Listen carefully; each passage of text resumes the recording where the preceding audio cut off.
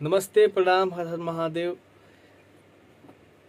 जे भी हमके देख रहा बा सबके प्रणाम नमस्कार। मुकेश लाल यादव। कहीं को बात दिल में हालाता, कहीं को बात दिल में हालाता, एगो रहुए नुकामी खालाता, एगो रहुए नुकामी खालाता।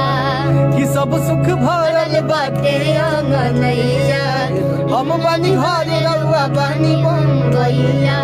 सब सुख भरल बाटे आंगनैया, हम बनी घर रउआ बनी मुंबईया।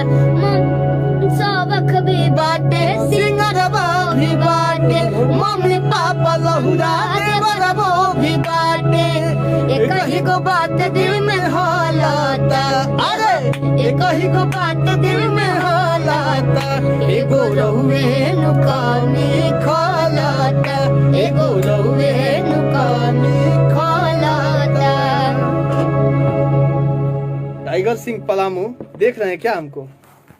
कमेंट पर कमेंट मार रहा है बेचारा। अरे टाइगर हमारा शिष्य है। चैनल को सब्सक्राइब कीजिए, जैसे हर सभी चैनल को आप सब प्यार आशीर्वाद देते हैं और बड़ा बना देते हैं चैनल को, उसी तरह से इस चैनल को आप लोग सपोर्ट कीजिए। और इस पे भी बहुत सारा गाना रिलीज होता होगा, जो भी अपडेट मिलता होगा तो आप लोग इस चैनल को सब्सक्राइब कीजिए और अपना ढेर आशीर्वाद प्यार दीजिए। हमनिए के ज्यादा न्यूज आवेला कुल चैनल। हाँ, अभी ये जो हम लोग वीडियो बना रहे हैं 420 आदमी हो गए, एक बार शेयर और कर दीजिए।